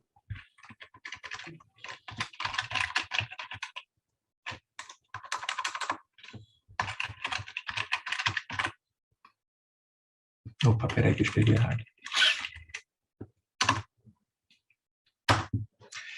Eu tenho um comentário para compartilhar aqui. Com essa questão da pandemia que a gente viveu durante esses últimos 2 anos aí, praticamente, tipo, a PUC ela teve uma prestação de serviço com os alunos, principalmente bolsistas, né, que não tinham acesso a computador, nem acesso a redes de internet, tipo, oferecendo notebooks. Sim. E um trabalho que eu estava desenvolvendo no semestre passado, de projeto, foi justamente continuar oferecendo esses notebooks. E com essa conversa de hoje, eu pude refletir sobre quais programas os alunos estão tendo à disposição nesses notebooks, né? Já que são notebooks alugados, eu não sei se teve alguma coisa de licenciamento, se eles já deixaram algum software livre instalado nas máquinas. Então, eu queria saber se esses por exemplo, um laptop como esse, eu não sei porque eu não tive acesso a esses laptops, tá? Mas vamos dizer que um aluno de design tenha tido acesso, né, tenha recebido um laptop desses. Se vier com os programas proprietários da Adobe, da Autodesk, você pode ter certeza que essas cópias são legítimas, né, e foram pagas. Porque a PUC não distribuiria sem ser cópia legítima. O que implica em custo, né?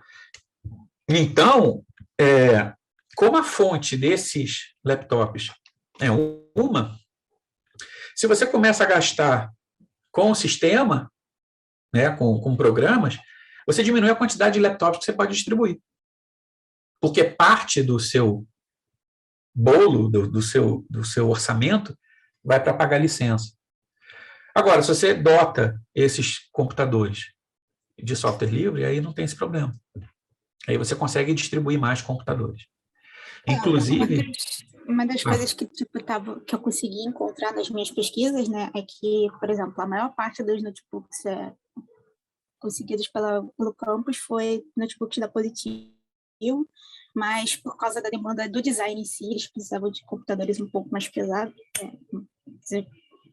desempenho de software hardware um pouquinho maior, e, tipo, foram máquinas específicas para o curso de design. Sim. E também refletindo um pouco sobre o pós, né? Se vai ter ou não esse sistema que eles estão pensando em implementar, de que algumas aulas serão híbridas. Ainda em casa, outras seria isso, né? Híbrido. Aí, sim. Tipo, como é que vai se dar essa questão do notebook? Será que vai ser mais viável usar o software livre? Sim. Mas aí como é que vão se dar as aulas, né? Os professores deveriam ser um pouco mais educados em relação a isso. Não? Educados no sentido de informados, imagino eu. Sim. Não, pois é. Eu não sei como é que isso se deu para vocês ao longo desses... Isso começou, na verdade, em julho do ano passado, né? Portanto, o primeiro período não conta. Por quê? Porque todo mundo estava em casa. Então, havia a necessidade, né, a gente não tinha os computadores da PUC para os alunos usarem. Então, havia a necessidade de prover programas para os alunos. E é irreal imaginar que todo mundo usaria software proprietário, né? Então, começou uma campanha na PUC, no design, para a adoção de software livre. Não, de software gratuito. Tá? Não é software livre, é software gratuito. Por que a distinção? Porque o software livre você tem acesso ao código, então a gente pode utilizar de outras formas. O software gratuito não, necessariamente, né? Software gratuito aí você está tanto o software livre gratuito quanto o software proprietário gratuito ou com licença temporária, como era o caso do Fusion, né? Então, o que eles recomendaram, né? GIMP, Inkscape, Blender, Scribus, esses todos são livres, Fusion, que não é livre, e DaVinci alguma coisa para edição de vídeo, que também não é livre, mas tem uma licença gratuita para estudante ou algo do gênero. O Fusion também tem uma licença gratuita para estudante, eu não sei por quanto tempo. Então, na verdade, você não resolve o problema, né? Vamos dizer que o Fusion te deu 1 ano de licença gratuita. Legal, o que você faz depois? DaVinci Resolve, né? Será que ele resolve mesmo? E quando você tiver que pagar pela licença? Então, acho que seria muito mais interessante se tivessem sido adotados programas livres, e não apenas programas gratuitos. Então, no lugar do Fusion, usar o FreeCAD. No lugar do DaVinci, usar o Kdenlive, né? Por exemplo, podiam ser outros. Mas, enfim. E aí a gente tem um ecossistema de software que é mais útil, que é mais interessante, que é mais longevo, né? E que os alunos vão poder continuar usando no futuro. E aí foram feitos workshops para os professores, para que os professores também pudessem auxiliar os alunos com esses novos programas. O que resultou disso? Eu não sei porque eu não acompanhei. Mas eu ofereci alguns workshops, eu e outros professores, né? Oferecemos workshops para os próprios professores e para monitores a respeito desses programas. Com a volta ao campus, vai manter? Isso se mantém? Isso não se mantém? Entendeu? Não sei. De qualquer forma, eu continuo acreditando que seria interessante se a gente mostrasse pelo menos 2 programas de cada modalidade em sala de aula. Então, você vai dar aula de rinoceros, dá aula de rinoceros e FreeCAD. Se você vai dar aula de desenho vetorial, você mostra Illustrator ou Corel e Inkscape. Corel não, porque o Corel a gente não tem licença, né? Teria mais um para comprar. Mas, enfim, o Illustrator já tem. Então, Illustrator e Inkscape. Se você vai dar aula de retoque, né, edição de imagem, GIMP ou Krita e o Photoshop. E assim por diante. Né? Assim por diante. O Blender já tem uma aceitação um pouco melhor pelos alunos. Né? O Blender é um programa maior. Tem uma interface boa. Agora, os outros, o pessoal continua usando os Adobe, né? E Autodesk. Então, enfim, acho que para mudar essa mentalidade, inclusive, e não é só uma questão de mudar a mentalidade por mudar, é inclusive de trazer mais gente, né? Existe, assim, houve uma redução muito grande da quantidade de bolsas na PUC por conta da crise econômica, inclusive no departamento. Né? A gente está, hoje em dia, acho que com 10% de bolsistas, acho que foi esse número que foi comentado recentemente. Mas existe um esforço, e isso já foi determinado pela reitoria, para que no ano que vem incentive-se o oferecimento de bolsa, a gente volte a oferecer mais bolsas. Isso é uma missão da PUC, porque sempre foi isso, entendeu? Então, tem que ter, ela faz parte do ser PUC. Então, vai ter mais oferecimento, ou vai se buscar formas de oferecer mais bolsas já a partir do ano que vem. E há um desejo do departamento também de design de também aumentar o oferecimento de bolsas, recuperar aquele tamanho de bolsa que a gente conseguia oferecer antes da crise. Agora, foi aquilo que eu falei, o custo não é só a mensalidade. Você tem toda a manutenção para além da mensalidade, você tem que ter o computador, você tem que ter os programas, você tem que ter o material que você consome. Né? Então, seria interessante por isso, a gente, para pensar um design inclusivo, um curso de design que seja inclusivo, que não seja só para a galera que tem dinheiro, né, mas que atraia um público que não tem a mesma capacidade econômica, a gente precisa repensar, inclusive, dentro, né, a vida dentro do campus. Né, o que a gente usa na nossa prática diária do departamento, né, para os alunos. A bolsa é importante, mas ela não é suficiente, não é só isso que sustenta o aluno ao longo do curso. Né? Ela é muito importante, mas precisa de mais.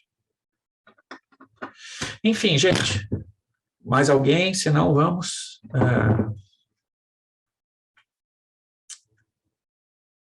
Ok? Cantini, muito obrigado pela sua palestra. Eu já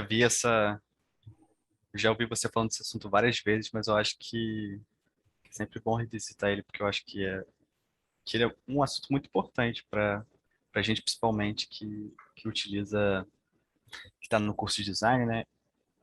E que toda hora se depara com esses softwares proprietários. E eu, por exemplo, não fazia ideia de que existia todo esse outro universo inteiro dos softwares livres. Nem sabia o que era software livre, então, obrigado mesmo. E eu acho interessante que assim, é muito importante para a gente do design, mas comunicação usa os mesmos programas. Engenharia não usa os mesmos, mas usa outros. Né? Usa AutoCAD, usa... Então, quer dizer, é importante para a gente quanto designer, porque é nossa casa, mas também é importante para outros cursos, né? Para outros profissionais. Enfim. Mas só ter plantado a sementinha, só de vocês refletirem a respeito, já é muito bom e eu já me sinto realizado. Né? Então é isso, gente. Vamos lá, obrigado pela presença, obrigado pelas perguntas, pela discussão. Norton, nos vemos amanhã é sexta. Amanhã. Isso aí. Ok, então tá bom. Até amanhã. Valeu, gente. Até amanhã. Nos vemos por aí. Espero que nos esbarremos já no ano que vem, né, no campus. Um abraço a todos.